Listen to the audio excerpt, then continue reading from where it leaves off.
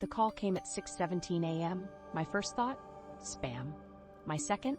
Who in their right mind calls before sunrise?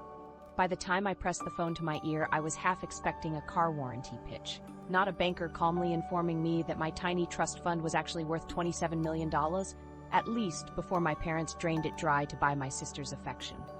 Their version of fair parenting? One kid got millions, the other got character. But what the banker revealed that morning went beyond the number and hinted at withdrawals I was never supposed to find out about. The illusion of a Pennies fund. Growing up, the so-called trust fund was always framed as a spare jar of coins rattling in the background of my life. My parents phrased it with a kind of dismissive warmth. It's just a little something your grandparents set aside, enough for college. And by college, they meant tuition, barely. And maybe an emergency supply of instant noodles if I learned to budget. The way they described it, the account might vanish the second I bought a stack of used textbooks. I pictured it as delicate and temporary, more like pocket change in a Ziploc bag than anything close to real wealth. It was a story I accepted without question, because who really interrogates family finances when you're 18 and your biggest expense is figuring out if you can afford takeout twice in 1 week? They leaned on that phrase, just enough for college, so often it became a family mantra. My parents made it sound philosophical, as though teaching me to live with almost nothing was an intentional life lesson. It's not about money, they'd say, in that calm tone people use when they're delivering wisdom. It's there to teach you responsibility. In practice, of course, it meant overdraft fees, stress about rent, and the occasional feeling that my real inheritance was learning how to survive on bulk rice without crying. Instead of gratitude, I sometimes thought I deserved an audience, because my life felt like a reality show called Watch Her Pretend Her Pennies Mean Progress. Whenever I thought about what trust fund kids were supposed to look like, I imagined sleek apartments with floor-to-ceiling windows and cars that drove themselves. Maybe jetting off for spring break in places that required passports. My version? Calculating how far a single jar of peanut butter could stretch through midterms. One night, while microwaving noodles, I laughed at the thought of telling someone, "Oh yes, I'm a trust fund baby too, but mine buys me thrift store sweaters and off-brand coffee." It became a private joke, one I carried through every semester. My relatives reinforced it, smiling as if I'd been given a modest advantage, something just enough to feel responsible for, but not enough to change my place in the world. And I believed them because they all played their roles perfectly. Over family dinners, I was reminded, sometimes bluntly, that the account was small, and that's a good thing. They spun it like a health regimen, as though scrambling to pay utility bills was another form of cardio. It wasn't just implied that I should accept it, it was framed as virtuous character building. Wanting more felt greedy. Asking how much was left in the account felt like betraying some noble script I was supposed to perform. That's how I ended up smiling politely, while secretly reusing tea bags 3 and 4 times, congratulating myself on my resilience as if frugality was a badge of honor. That became my normal in college. Every expense was a high-stakes equation. I bought generic everything, scanned clearance aisles with the intensity of a hunter, and measured luxuries in whether or not I could split a bag of rice into one more meal than last week. Friends went on trips during spring break.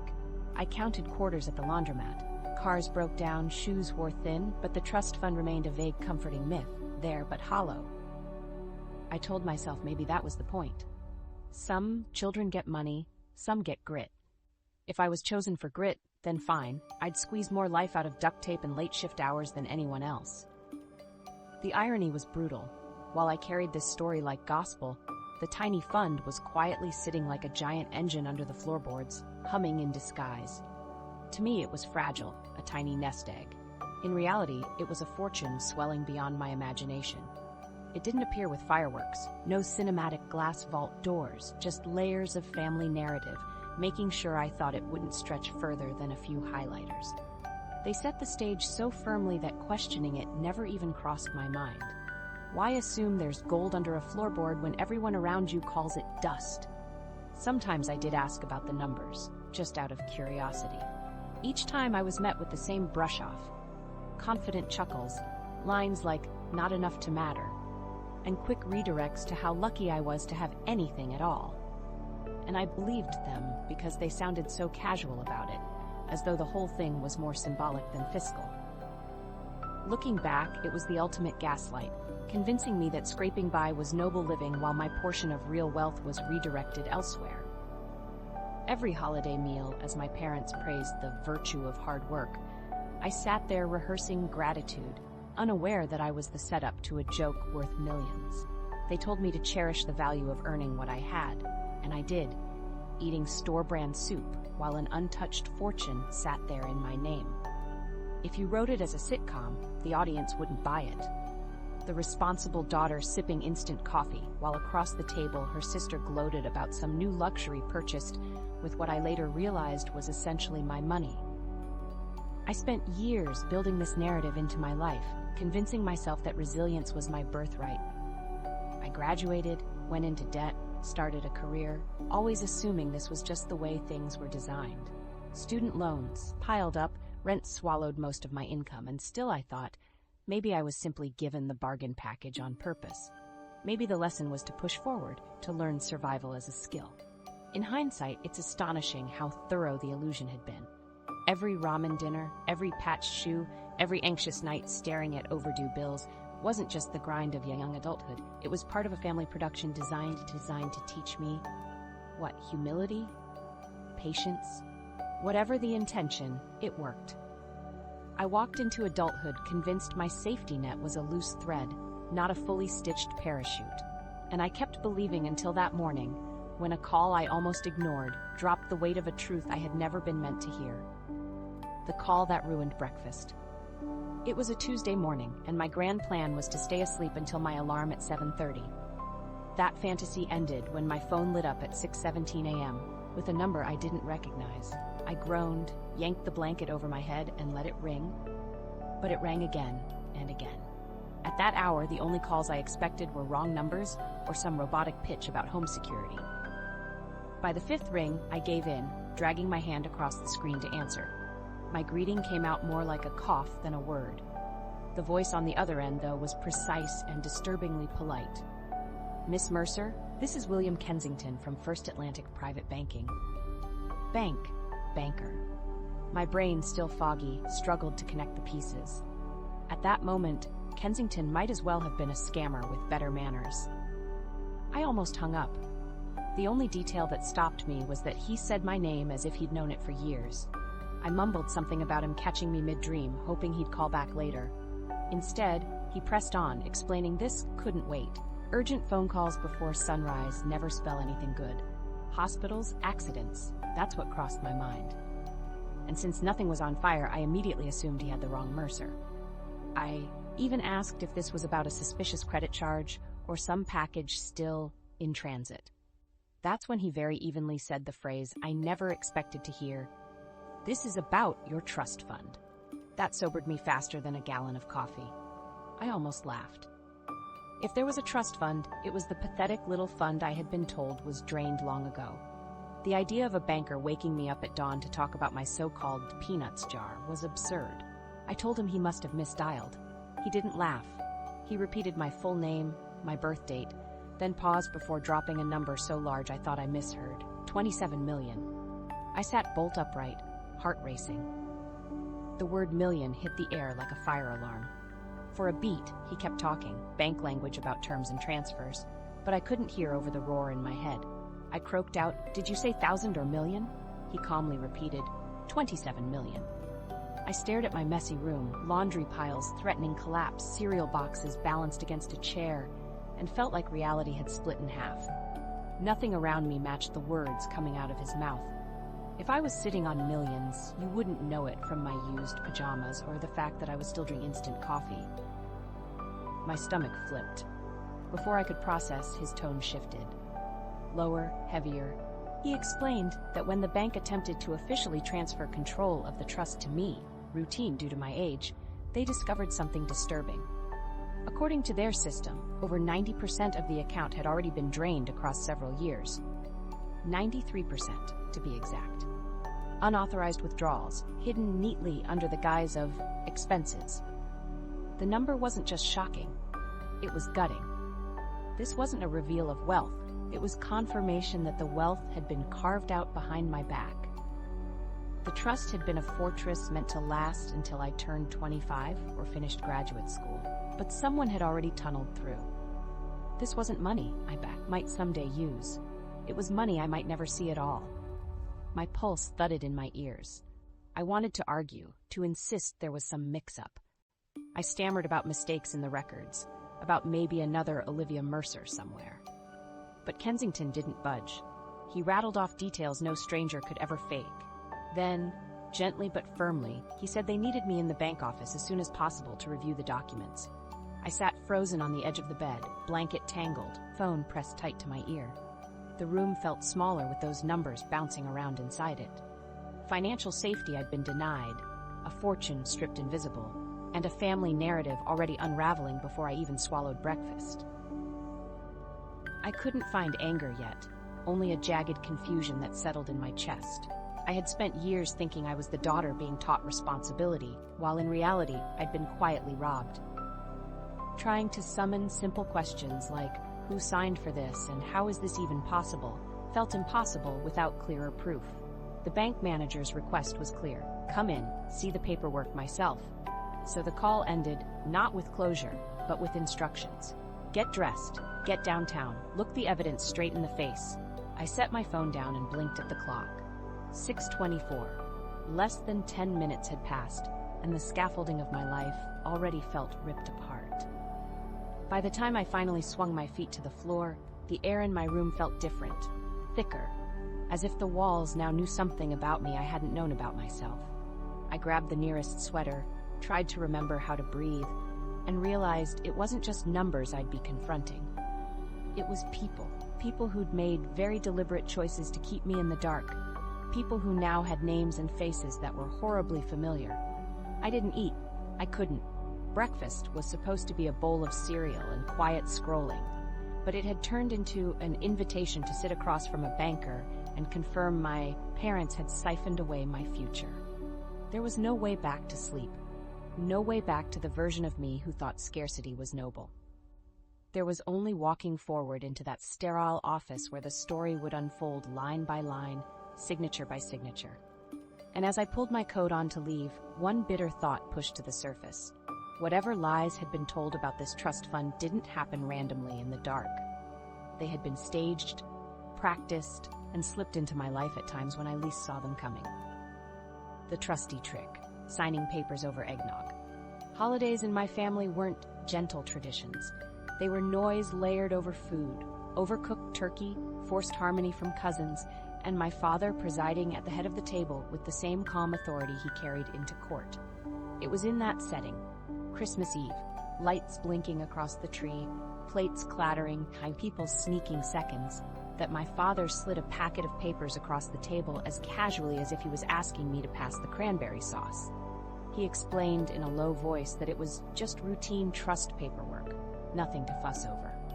I was 22 at the time, exhausted from my college finals, a little tipsy off holiday eggnog, and fully trusting the man who sat on the federal bench. My father had spent my whole life teaching me about the seriousness of signatures, about documents carrying weight. But that night, he framed it differently.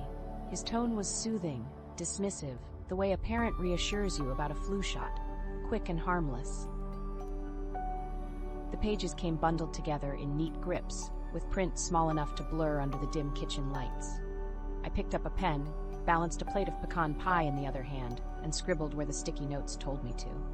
It wasn't an odd request in that moment. Families do paperwork all the time during holidays. Someone always has forms to sign. Thank you notes, shared expenses, insurance slips, even church pledge sheets. It felt like one more administrative duty tucked into an evening of noise. When my dad leaned forward and muttered, "Grandma's estate stuff, just sign here so we can wrap this up," it carried the familiarity of phrases I had heard 100 times before. He offered no explanation beyond that, and I didn't press. My distracted brain was more focused on snagging one of the last pieces of pie before my cousins did. On the surface, the timing looked accidental. Who pores over legal text while juggling dessert forks and paper napkins? But in hindsight, nothing was accidental. It was precision. My parents chose an environment where no one questions details: holiday chaos, glasses clinking, kids throwing wrapping paper balls at one another. I remember my mother giving me a refill of eggnog just before the papers appeared, nudging the glass closer until it hovered at my elbow. I was, quite literally, sugared and softened into compliance. What I signed that night wasn't a simple administrative note. It was a power of attorney. The kind of document that legally transferred full control of my trust fund into my father's hands. He could make decisions, authorize withdrawals, redirect funds, all under my supposed consent. At 22, with no financial education beyond balancing a checking account, I didn't appreciate the stakes. To me, it felt like clutter. Legal housekeeping no different from an empty envelope that just needed a signature. My father's brilliance was how natural he made it feel. His comfort with law masked every warning sign. When I hesitated slightly, mumbling something like, "What exactly is this for again?" his answer was calm, almost affectionate. "Nothing for you to worry about, just standard paperwork." That phrase, in retrospect, was a velvet-covered trap. At 22, I didn't realize that giving someone a power of attorney is like handing them the keys to your entire financial existence. I nodded, signed, and reached for another bite of pie, completely unaware I had just paved the way for him to empty nearly all of my inheritance. The absurdity still shocks me when I replay the scene. I was humming along with carols, my uncle snoring on the couch, powdered sugar dusting the papers as I moved them aside to grab a cookie. The banality of it all is the joke. Millions of dollars transferred through the distracted hand of a college senior who thought she was being efficient by signing quickly. While television tropes imagine heists with blueprints and masks, mine required only a family table and a trusting daughter with a sugar high. For a while, I dismissed the memory as unimportant. It blurred in with countless other holiday evenings. Only later, sitting across from William Kensington at First Atlantic Private Banking, did every detail crystallize. That call at 6:17 a.m. had been jarring, but the paperwork itself was the smoking gun. Kensington showed me the record, the document I had signed during Christmas at 22, granting my father complete authority. The system registered it as voluntary and valid, giving him full passage to move money wherever he pleased. That signature unlocked staggering transfers. Kensington's files detailed nearly 3 years' worth of steady withdrawals, each one legally stamped with my permission, though, in truth, I hadn't given any. The majority of those funds slipped into accounts attached to my sister, Rebecca. The numbers were meticulous. Hundreds of thousands around the time she accepted her Stanford medical school offer, smaller installments padding her separate investments. The effect was obvious. She floated through her 20s, supported by a kingdom built from my inheritance, while I scraped by paying off my own student loans with an entry-level architect's salary. Looking back, the betrayal feels sharper because of the contrast. They didn't need to twist my arm, coerce, or even manipulate with elaborate stories. All they needed was dessert, background chatter, and the authority of a federal judge's voice. A clean setting, a trusting daughter, and one distracted moment. That's how my $27 million transformed into someone else's safety net. It's hard not to laugh at the ridiculousness alongside the bitterness. I signed over a fortune while holding a paper plate. I left smudges from frosting on legal text that would later dictate my financial ruin. Somewhere in a file cabinet at First Atlantic, there's probably still a copy. Olivia Mercer, signature a little shaky from balancing eggnog, authorizing her own erasure. That knowledge settled heavy when the bank laid out the proof. The holiday memory no longer looked cozy or unremarkable. It looked like Act 1 of a long con. The harmless phrase, routine paperwork, now reads to me as a carefully rehearsed line, spoken at the moment my defenses were lowest. Humor helps me retell it without choking on the anger. But behind the laughter sits the reality that I wasn't careless. I was targeted. And the fallout became clearer from there. That single evening signature, buried under napkins and crumbs, was the very document the bank later traced as the origin point of nearly all the unauthorized transfers. My parents hadn't marched into vaults with crowbars. They had used my own hand as the tool. A pen stroke over eggnog turned into the legal mechanism that rerouted millions. What must be emphasized is how easy it was for them because of who I was compared to who my sister was. My father probably assumed correctly that I'd look twice, that I would shoulder debt, assume struggle was my portion, never imagining I had been carrying a blank check the entire time. That contrast between what I lived and what Rebecca enjoyed would unfold with punishing clarity in every following year. The bank showed me the mechanics, life showed me the lived effects, and the connection between the papers over pie and the emptying of my future was undeniable. That signature was the mechanism. The transfers were the evidence. But the reason it hurt deepest was because of where those transfers went and to whom. That trail revealed the real family economics at play, the redistribution scheme that shaped both of our lives. Favorite Child Economics 101. In my family, favoritism wasn't whispered or disguised.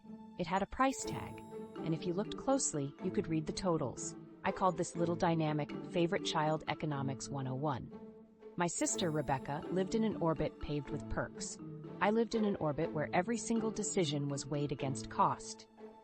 On paper, it looked like two kids being raised under the same roof. In practice, it was two entirely separate economies. Take education, the ultimate marker of how much a family is willing to invest. When I pursued my master's degree, I filled out loan applications in cramped apartment kitchens, praying I wouldn't drown under all the repayment terms.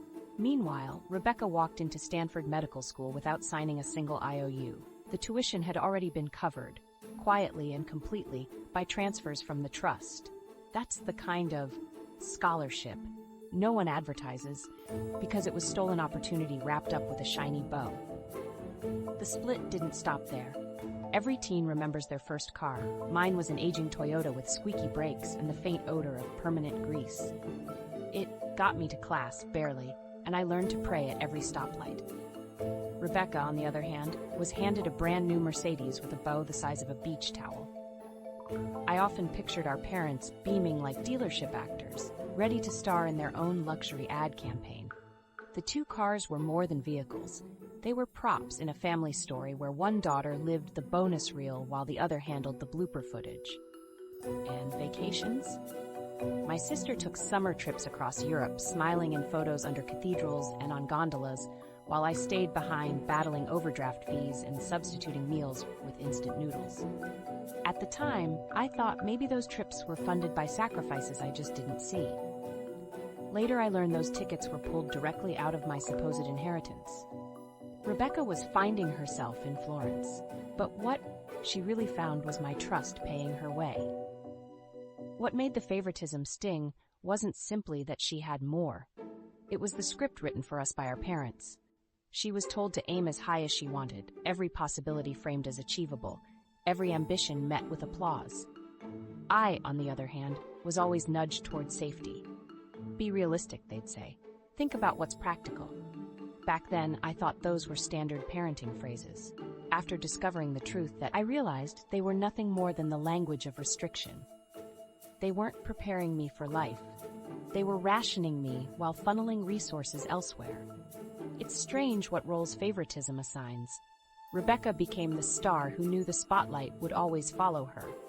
I was cast as the dutiful supporting act, expected to handle strain with grace while applauding in the background. Our parents played directors, giving one child stage lights and costumes, while the other was handed a broom and told the janitor role built character.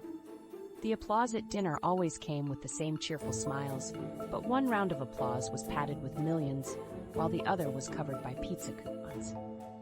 These imbalances weren't accidents. They were choices reinforced over years. I saw it every time Rebecca breezed into a room without a thought of bills, while I stayed up late, adding late fees into financial spreadsheets. I laughed at the absurdity sometimes, because humor made it bearable. How else do you process the fact that your parents treated you like an experiment in resilience while your sister lived like a sponsored influencer? And the more I replayed those years, the more the economic language started to make sense.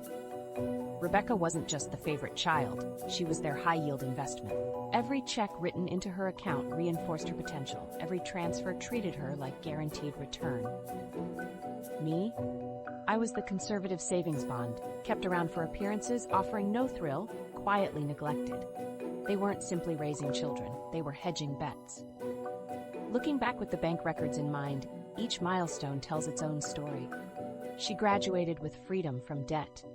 I entered adulthood, shackled to loans. She took photos in front of castles. I counted coins for bus fare. She pulled up in luxury. I pressed pedals in a car that coughed smoke. And while each moment could be excused individually, a gift here, a trip there, together they built a pattern too clear to ignore. That's the thing about favoritism when it operates like an economy. It doesn't just divide experiences, it reshapes identities. Rebecca believed every door would open because she had never known a locked one.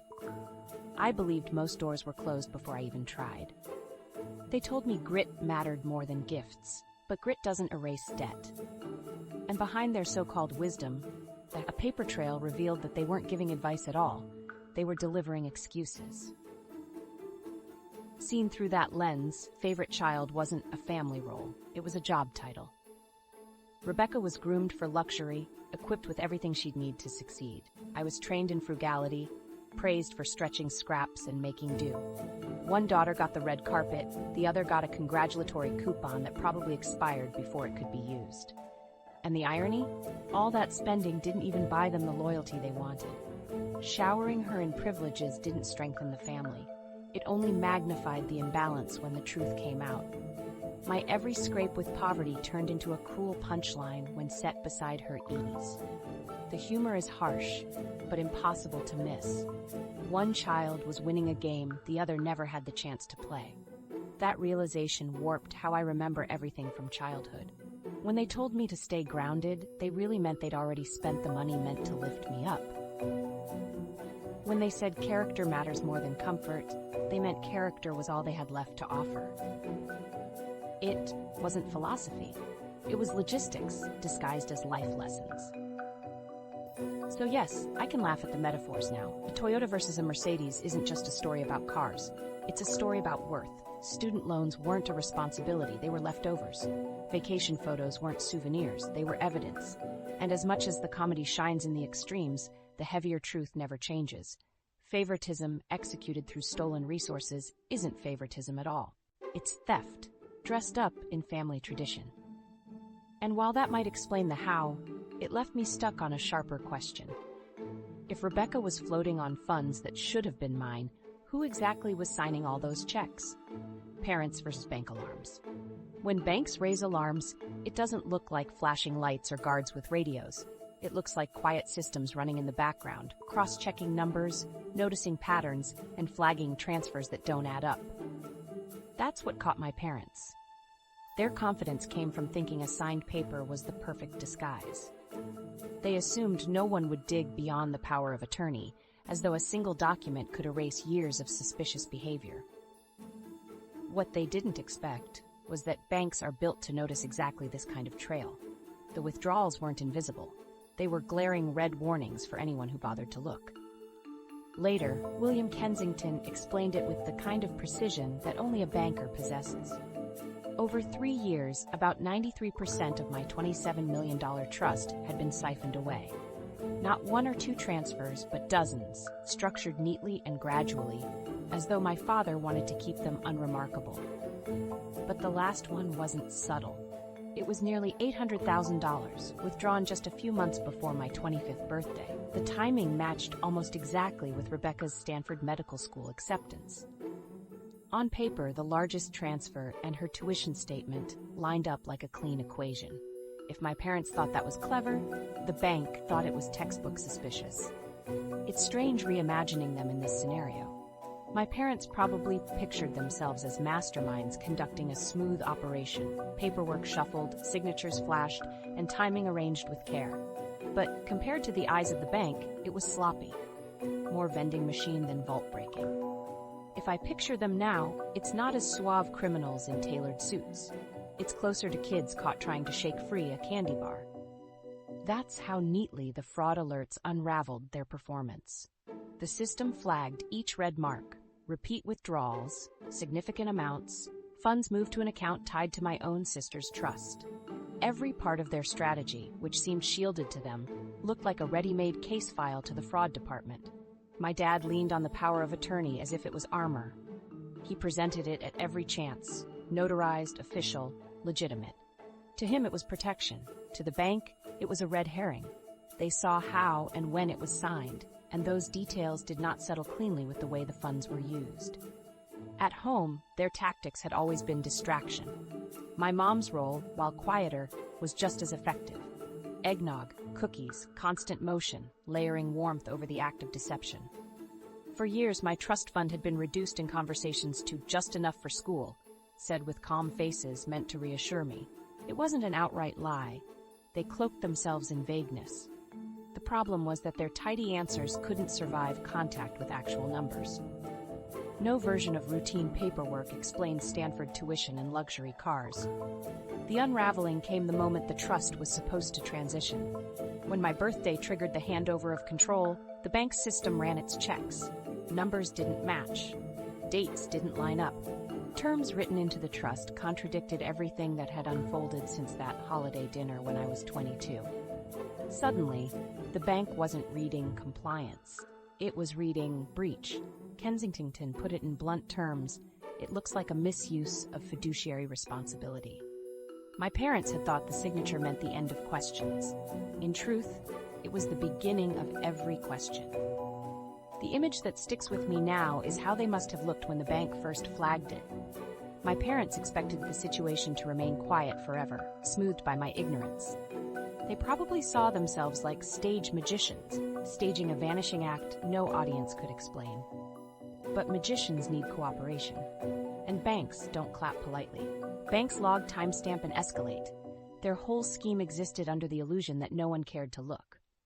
The second someone did, the curtain fell. Kensington described what happened inside the bank, almost like a play-by-play. Internal risk systems flagged the activity. The case was escalated. Documentation was pulled. Every transfer amount was aligned to its justification. The justifications fell short. And what my father counted on, a power of attorney pushed across a holiday table, was the same tool the bank now questioned. If coercion or deception played into its signing, the legality collapsed with it. That possibility is what shifted the situation from questionable transactions to potential legal action. From the outside, there was no explosion, no police lights, just a chain of flagged alerts, an early morning manager's voice, and a calm request for me to come in. And that's what makes the comedy sting so strangely. My parents believed they were smooth, careful, invincible. But the list of excuses they tried offering looked clumsier the longer it went. Routine paperwork, responsible management, character building, those were phrases they could use at family dinners. To an institution like First Atlantic, they were useless. The numbers told their own story, louder than words. The security metaphor fits best when you strip it down. If my trust was a vault, my parents didn't blow the door open. They used my distracted signature, slipped some of the money out neatly, and then kept repeating the trip. They thought that meant they'd outwitted the system.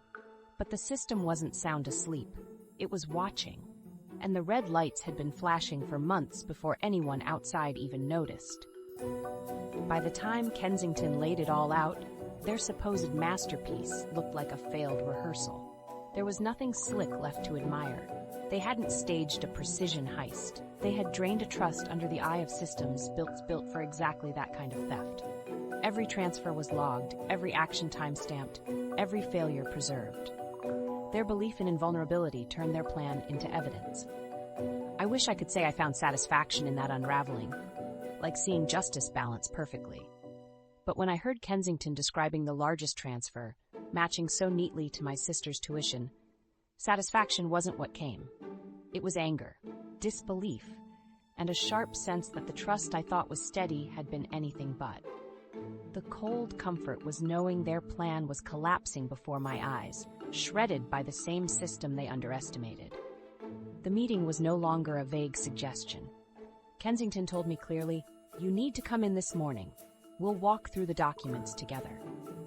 The alarms had gone off, The file was open, and the next step required me sitting in their office, staring directly at the proof. There was no going back to bed, no resuming a normal Tuesday. As the sun inched higher, I looked in the mirror and realized every conversation from here on out would sound different. The cover had blown apart, the alarms had sounded, and the next scene was waiting in the place I'd thought was safest.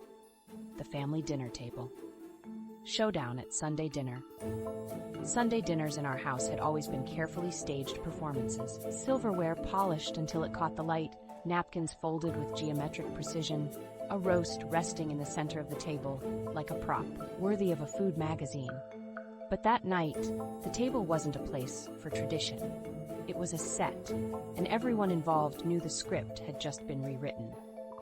My father gripped the carving knife with the deliberate calm of a man rehearsing poise, while my mother couldn't stop fiddling with her necklace, her fingers gripping the strand of pearls so tightly that anyone watching might think the jewelry was holding her together.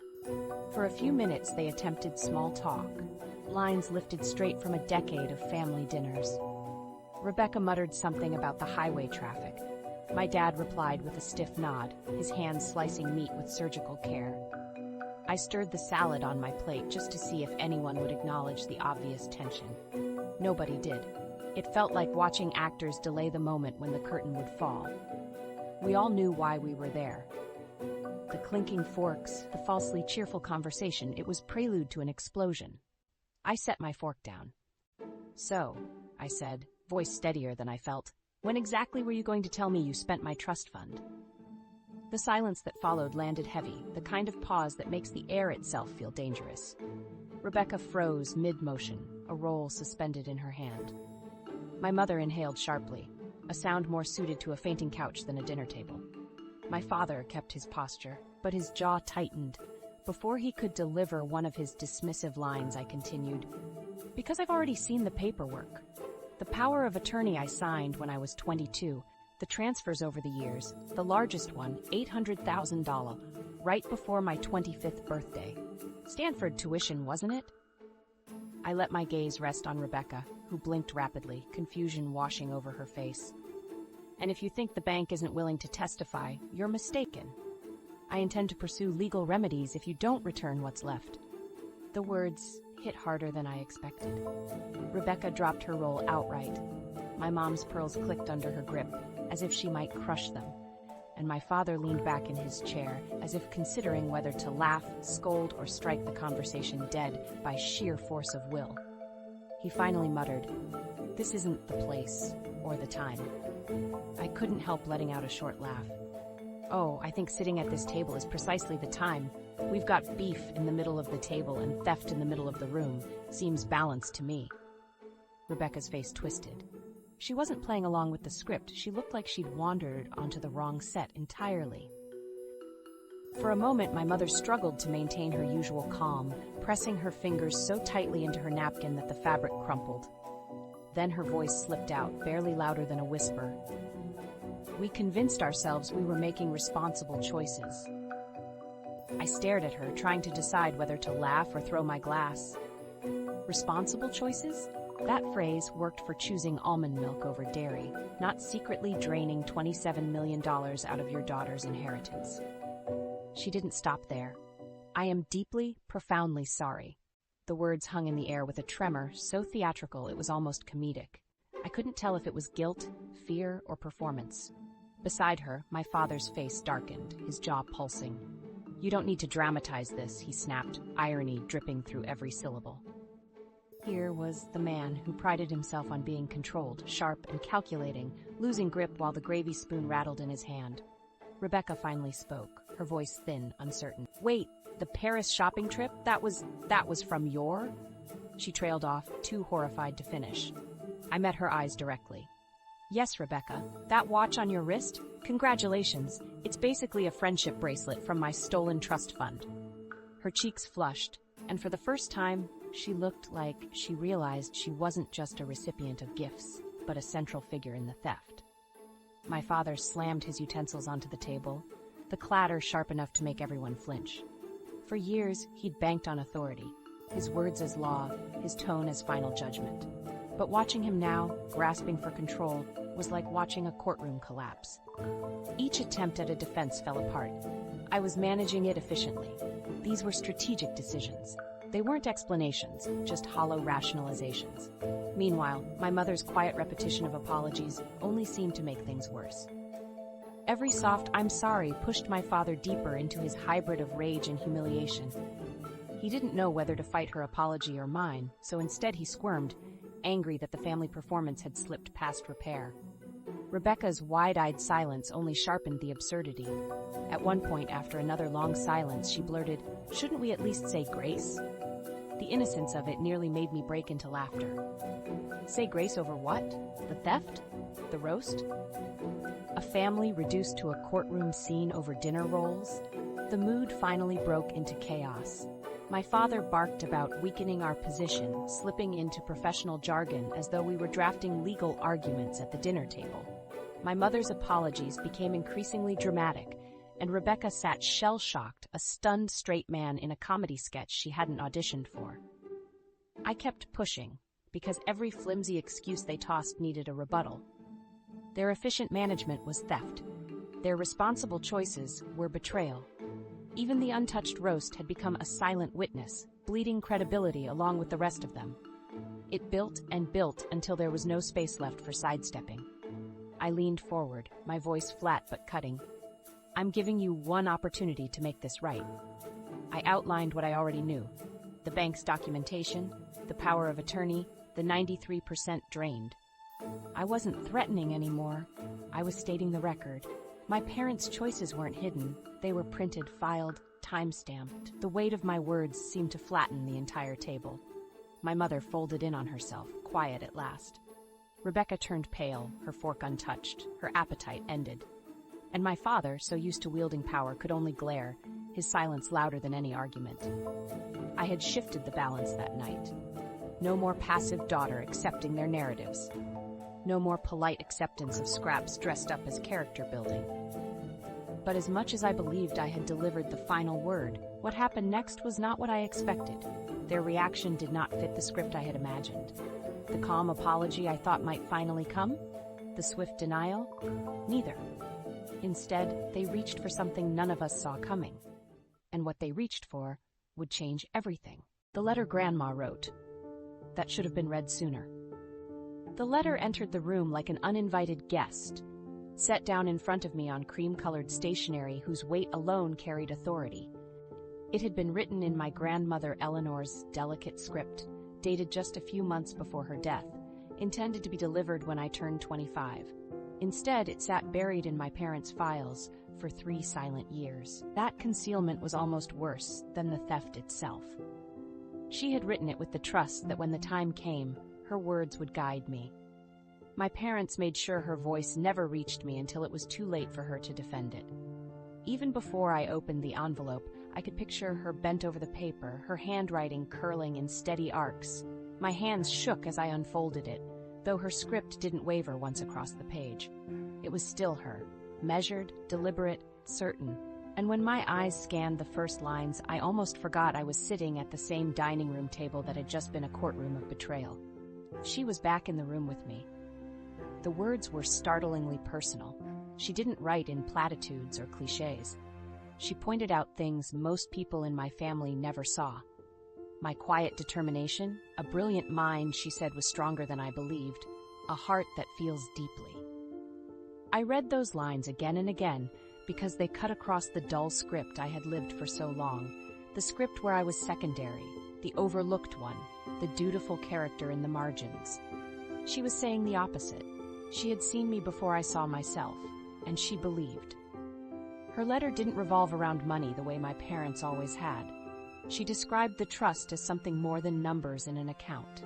"I wanted you free," she wrote, "so you can pursue your passions without compromise." I had to stop and put the page down for a moment. Freedom to choose, freedom from fear, freedom from scarcity, that had been her intent. I'd spent years rationing Noodles, thinking grit was my only inheritance, when all along it was supposed to be choice. It struck me hardest because it was the antithesis of what my parents manufactured. They made me think I was destined for frugality, that my role in the family was to learn suffering as a kind of virtue. But here was her letter saying I wasn't supposed to carry that at all. She had built financial security for me precisely so I wouldn't chain my life to anxiety about rent or loans. Reading it was like being handed a map to a future, only to realize someone had stolen the bridge years before I could cross. She even addressed my parents directly within her words, not by name, but by prediction. Eleanor had written that she and my grandfather kept the true size of the trust private because knowledge of its full extent could corrupt judgment. I had to stop at that line. She knew exactly what could happen if they learned the truth, and she'd been right. Her caution was rooted in love. Their actions proved her fears correct. They hadn't just stumbled into temptation, they turned it into daily practice. And then, in the thick of her message, the line I can still recite exactly: build your life on truth, courage, and compassion, and you will never go wrong. I had to close my eyes when I reached that part. Truth, courage, compassion. 3 words she believed would steady me. 3 words my parents had methodically contradicted with deception, fear, and selfishness. If anything crystallized the difference between her vision and theirs, it was those 3 values staring up at me in her careful hand. I laughed through tears at one point, imagining what she would have done if she had suspected this outcome. Eleanor had been gentle in movement, but formidable in resolve. I could picture her storming into First Atlantic with her cane, ordering William Kensington to freeze all accounts until further notice. My parents thought they had chosen the safest time to keep the letter from me, when she was no longer alive to protect it. That was their mistake. Even in silence, her voice carried louder than any excuse they could make. The humor of the timing carried its own sting. She wrote this letter intending it to meet me at 25 when the trust legally transitioned into my hands. That was her plan. A voice from beyond, reinforcing independence at the precise moment I was supposed to receive both freedom and responsibility. Instead, my parents hid it for 3 years, delaying not just money but identity. In doing so, they broke the most personal promise she ever made me, to meet me exactly when I needed her. The absurdity of the entire situation made me laugh softly, even as more tears pooled. In Eleanor's mind, the trust was armor against fear. In my parents' hands, it became Rebecca's travel fund and tuition account. One generation built protection, the next turned it into indulgence. That whiplash between intention and reality was staggering, almost theatrical. Folding the letter again, I realized how different it felt compared to all their explanations. No justifications, no misdirections, no rationed philosophy, just love written with trust. Her words gave me back something my parents couldn't reach, the certainty that my life wasn't supposed to be spent proving worth by surviving lack. The balance in the account might have been stolen, but her belief in me was untouchable. I placed the envelope back on the table quietly, aware that no amount of shouting from Sunday dinner mattered anymore. The harshest proof of betrayal wasn't the bank record or even the missing millions. It was the simple fact that my parents had buried her last words to me. They could empty accounts and fill their chosen child's life with benefits, but they couldn't erase Eleanor's intent or her voice etched into every curve of ink. By the time I looked up again, I felt both hollow and steady. The tears still burned my cheeks, but I laughed once at the ridiculous image of her haunting deposit boxes until justice was done. Comedy and grief tangled together, but beneath both sat clarity. I knew whose vision I was meant to honor. I knew which script belonged to me. And the gap between Eleanor's letter and what my parents orchestrated wasn't something I could carry in silence anymore. What remained now wasn't just reconciling with stolen money. It was confronting what the letter revealed, that the version of me Eleanor saw had been smothered under years of favoritism and lies. And there was only one person in the house who still needed to hear where all of her privileges had come from. Sibling shock therapy. When I finally laid it all out for Rebecca, the color drained from her face like someone had pulled the floor out from under her. She blinked hard, stammering, her voice caught between disbelief and panic. What trust? What money? It wasn't an act. She looked genuinely stunned, like I had just told her her entire life was a script written by strangers. For someone who had floated on luxury with no cracks showing, Realizing all of it had been built on stolen foundations hit her like the opening line of a bad sketch comedy, except no one was laughing. She turned to our parents, waiting desperately for them to deny it. "That's not possible. Mom, Dad, tell her that's not true." They didn't speak. Their silence was confirmation. Rebecca froze, realization creeping into her eyes. Her history, Stanford tuition, the shopping trips, the vacations, suddenly carried a new label, funded not by parental generosity, but by money that had been stolen from me. I watched the recognition move across her face, confusion first, then dawning horror, as if the role she'd been playing her entire life had been rewritten mid-performance. I reached for a joke to diffuse the weight, pointing at the watch on her wrist. "That designer piece? Congratulations, you're wearing the wristband of Betrayal. Market value, around $27 million. She flinched, glanced at it like the leather might scorch her skin. The humor was quick and sharp, not meant to cut her. It was just the only way to breathe in a moment like that. She didn't laugh, but her mouth twitched as if she wanted to, caught between panic and the urge not to cry. In one instant, she realized every emblem of her success, down to the time ticking on her wrist, was stamped with invisible ink that spelled my name. The more I spoke, the quieter she became. I leaned forward so there was no escaping it. "You were told you earned everything. I was told to expect nothing. That was the script, but it wasn't about our potential. It was about access to money I was never supposed to know existed." Saying it aloud cracked something open between us. She dropped her gaze. You could see the pedestal she'd been placed on beginning to crumble. Her admission landed like a confession. "I never questioned it," she said. "Not once. I never thought about where the money came from." She said it softly, like repeating it could somehow undo the ignorance. It would have been funny if it hadn't been so devastating. The absurdity that anyone could live with six-figure tuition and never ask who footed the bill. But sheltered was all she had ever known.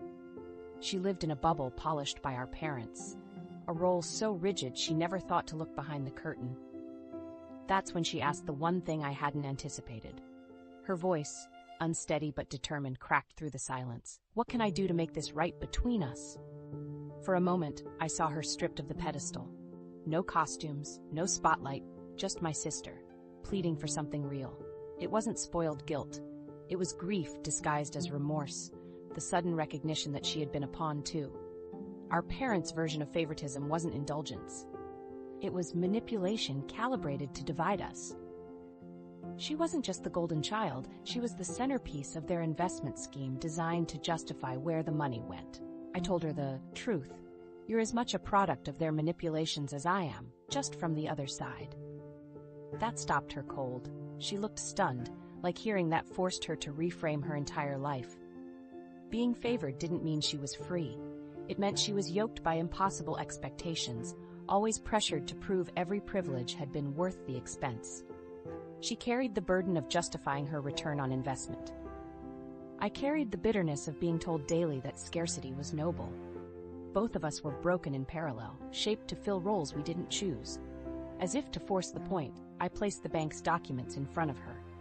She flipped through nervously, her hands shaking as numbers stared back. There was no denying it. Withdrawals, dates, transfers. The evidence was cold and precise. When she saw the total listed for her education, over $320,000 across 3 years, her shoulders slumped. She whispered, almost to herself, "It paid for everything, every class, every semester." She looked back at me, eyes glassy. I didn't know. Her disbelief was real, and yet the papers in her hands didn't allow for any denial. We started comparing memories as if they were artifacts from different planets. She remembered Sunday dinners as celebrations of her endless potential, every achievement paraded around the table like a trophy. I remembered those same meals as lectures about being practical, realistic, modest. She recalled hearing she could accomplish anything. I recalled being told not to aim too high. The differences were so absurd we laughed despite the tension. How could the same four walls divide reality so neatly into two scripts? The back and forth turned almost ridiculous when she asked about her Paris trip. Was that from... She couldn't finish. I smirked. "Yeah, your baguettes and café au lait, courtesy of my future apartment's security deposit." She groaned, covered her face with her hands. then peeked through her fingers with half a smile. Somehow, sarcasm became the pressure release valve, every painful fact punctured with a laugh so the air didn't crush us completely. We settled into that rhythm, brutal honesty cushioned with humor. She stopped defending herself and started asking, "Did you feel overshadowed? Did you hate me for it?" Her question sounded like she was finally rehearsing lines from a script she'd never been given. I answered honestly. Yes, I resented her. Yes, I envied her. But the more we talked, the clearer it became that we were both casualties of the same system, just in opposite disguises. Her sincerity kept the conversation from collapsing. "I want to help," she said simply. "I don't know how yet, but I need to do something."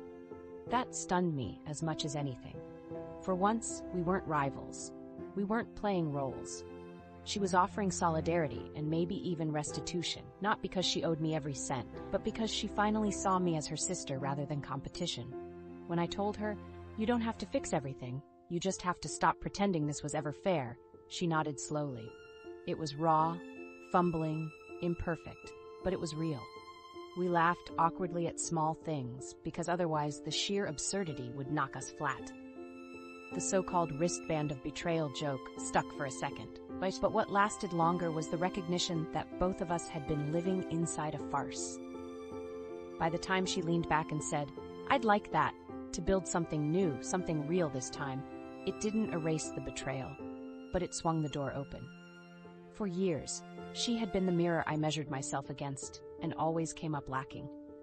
Now, she was standing beside me, stripped of her costume, acknowledging that her supposed advantage was just another cage.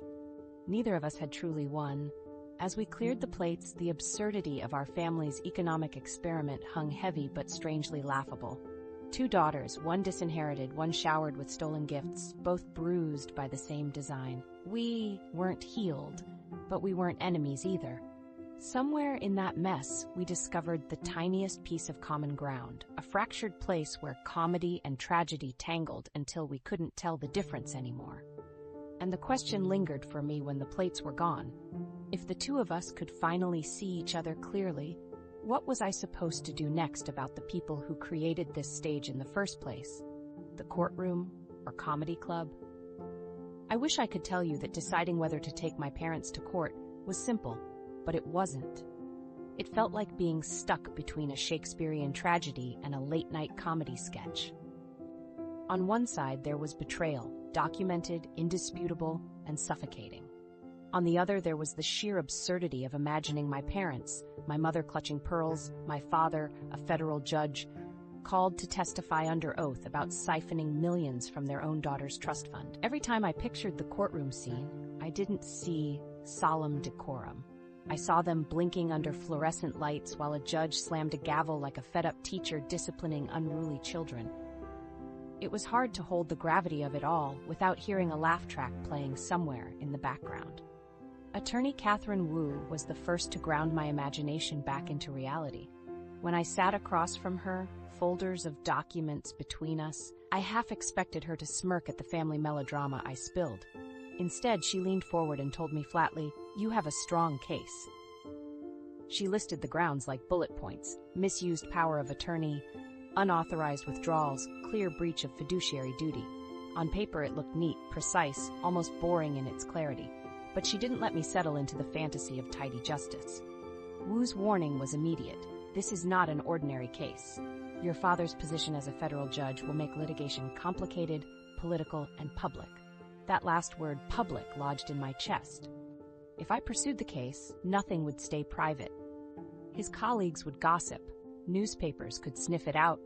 Family secrets would be laid out like laundry no spin cycle could clean.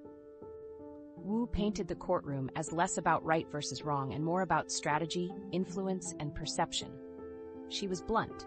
His connections could stretch timelines for years, create obstacles with procedure, and summon aggressive defenses positioned not just to protect him legally, but to shield his image. For the first time, the nightmare in my head wasn't my parents stammering in front of a judge. It was strangers dissecting my life as if it were a scandal to consume. And yet, reason aside, I kept wandering back to the comedy sketches in my imagination. My favorite replay was still the one where a court reporter typed without expression the official record, Client testifies she lost millions while distracted by pie. I imagined the stenographer shaking their head, fingers tapping faster over keys as jurors bit back laughter. A sister's shopping in Paris, a Mercedes wrapped in a bow, the words spa trip appearing in legal transcripts. Each detail felt like a setup for a sitcom episode. But Wu reminded me to step away from fantasy. Juries will laugh later, but the damage to you will land first. The dignity of the process doesn't erase the spectacle. She wasn't wrong. The seriousness of what court represented couldn't be ignored. It wasn't simply my parents owing me money. It was dragging them out from behind the magician's curtain they'd hidden behind, and forcing them to account for every vanished dollar in the brightest of lights. A courtroom meant replacing family myths with documented facts. No more vague philosophy about teaching responsibility.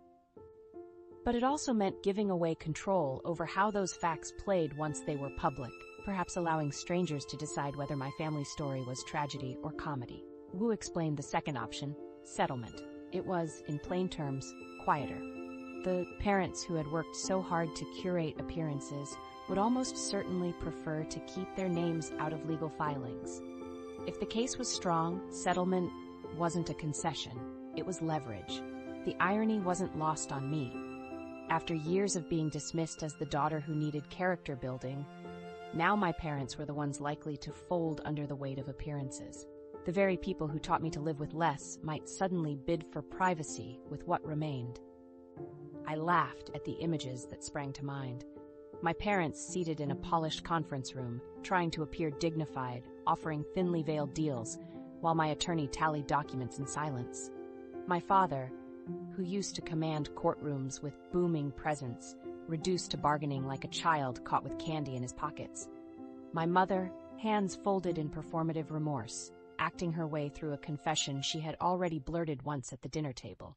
It was legal negotiation dressed as PR damage control. Nothing more.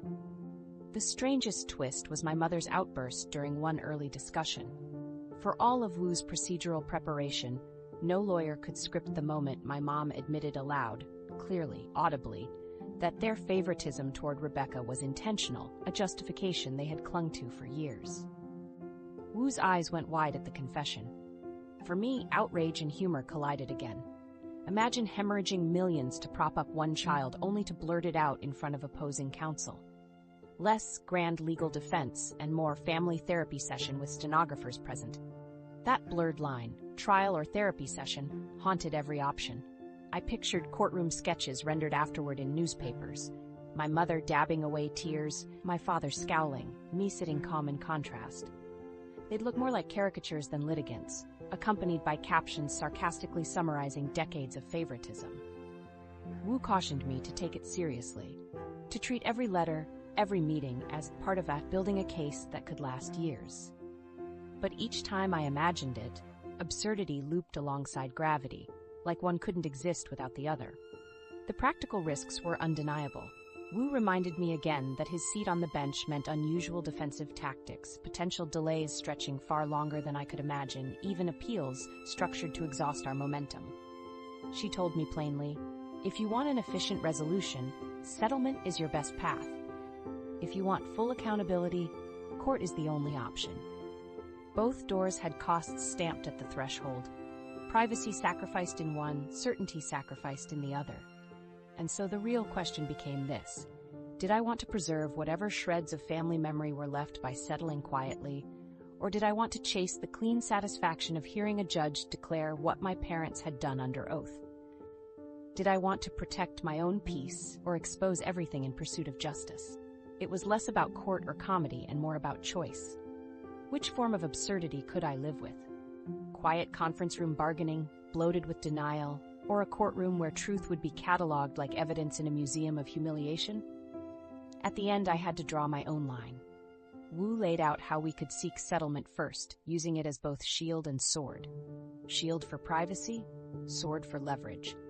If my parents refused, court remained on the table, but not before they were forced to choose the uneasiest ground to defend themselves. For once, the power to decide the script felt like mine. What struck me was how complicated the concept of worth had become in all of this. The money, the courtroom, the spectacle. It wasn't just about dollars anymore. It was a negotiation with identity, with how much recognition I wanted to demand, and how much dignity I was willing to sacrifice for it. And weighing those choices led me somewhere unexpected, toward a different question altogether about what had really been taken from me. Redefining worth without the millions. For years, I believed the real loss in my story was simply the money. That kind of figure, 27 million, overshadows everything.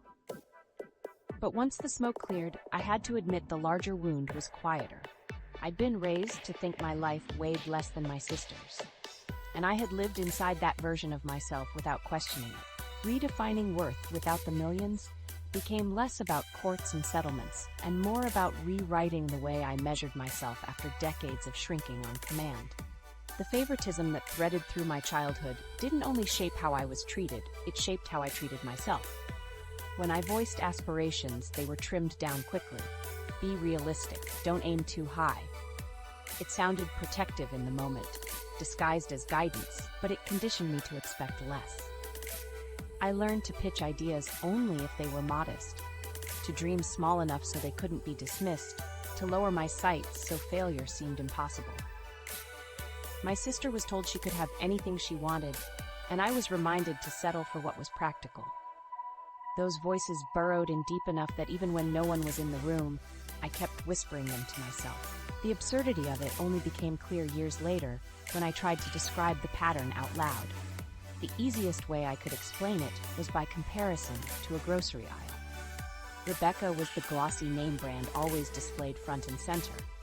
I was the generic version in plain packaging, stacked on the lowest shelf where only bargain seekers looked.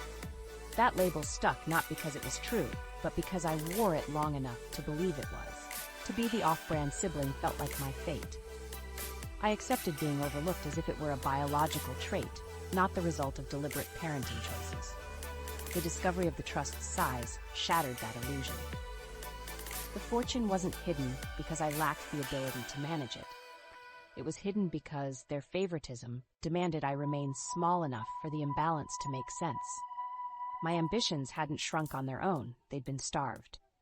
That fact hit me harder than any stolen dollar amount could. What they minimized wasn't my finances, it was my right to imagine without constraint. When my grandmother's letter surfaced, it reframed everything. She had written with unshakable faith that I would live fearlessly. She described gifts I never associated with myself: courage, vision, determination, and it made me realize how much of my supposed nature had been conditioning. Playing safe wasn't who I was. It was the persona I constructed to survive an atmosphere where asking for more was classified as greed. Her belief cracked that script open. For the first time, I looked at my history with the clarity to see it as distortion rather than destiny.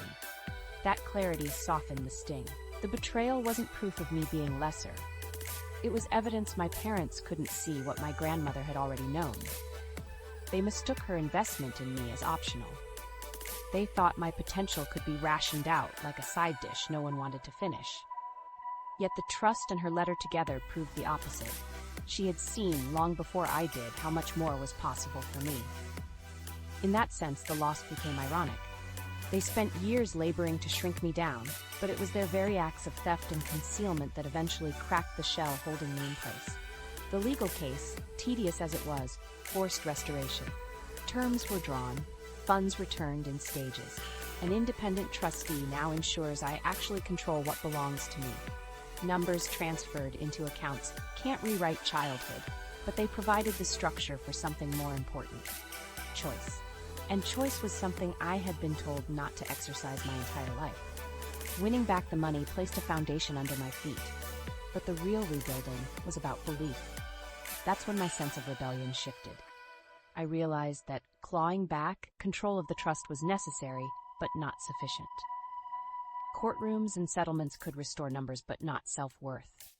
The rebellion worth fighting for was refusing to keep living in the role I'd been assigned, the safe, modest daughter, grateful for the scraps of encouragement handed down.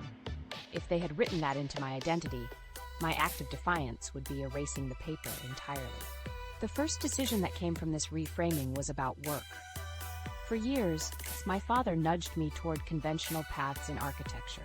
Commercial projects, steady income, predictable returns. Safe, just like he wanted me.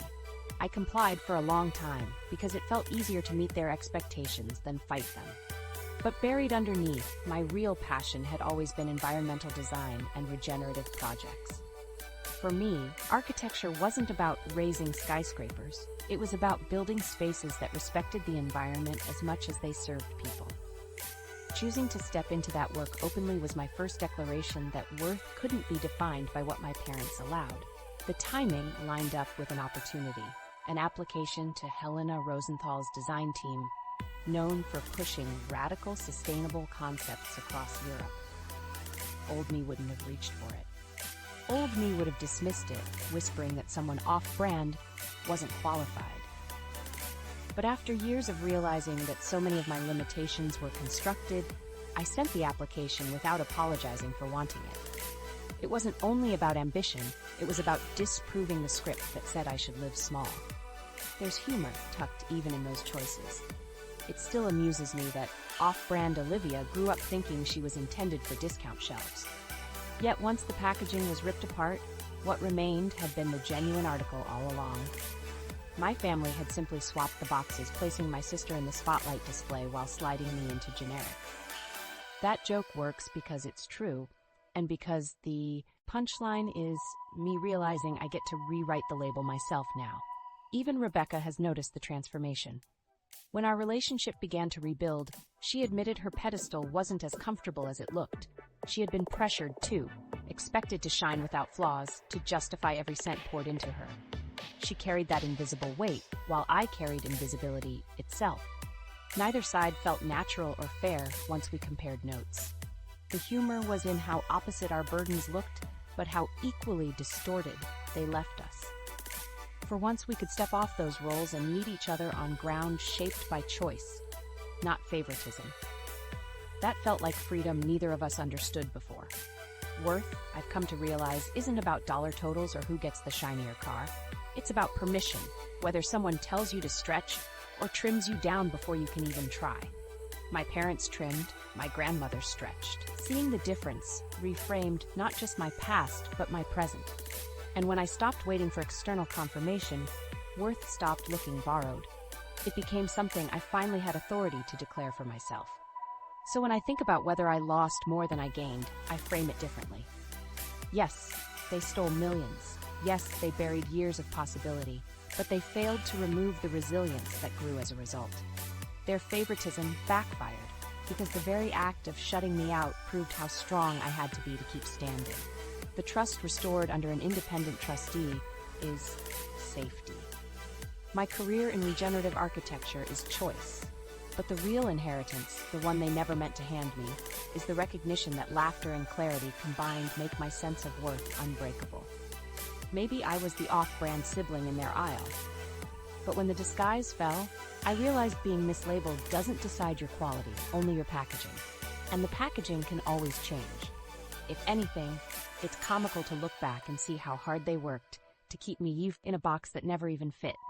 Now I assign my own value, and it's higher than they ever measured, because in the end, true worth never belonged to them. It was always mine to name, and finally, I have. That realization didn't just close the chapter of betrayal, it opened the space for me to ask a sharper question. What is taken from you when trust is broken, and what remains unshakable in return? I reclaimed the money and I rebuilt my worth. The comeback included a lawyer, a stern banker, and a staggering amount of irony. What mattered most wasn't the settlement itself, it was realizing that dignity doesn't evaporate the way bank accounts do. Family wealth can be stolen, but self-respect has to be surrendered, and I refuse to hand mine over. If you've ever spotted favoritism or family money absurdities, share one short line in the comments. If you enjoy dramatic, funny stories like this, hit like and subscribe for more. And hey, if anyone finds my missing eggnog signature, let me know.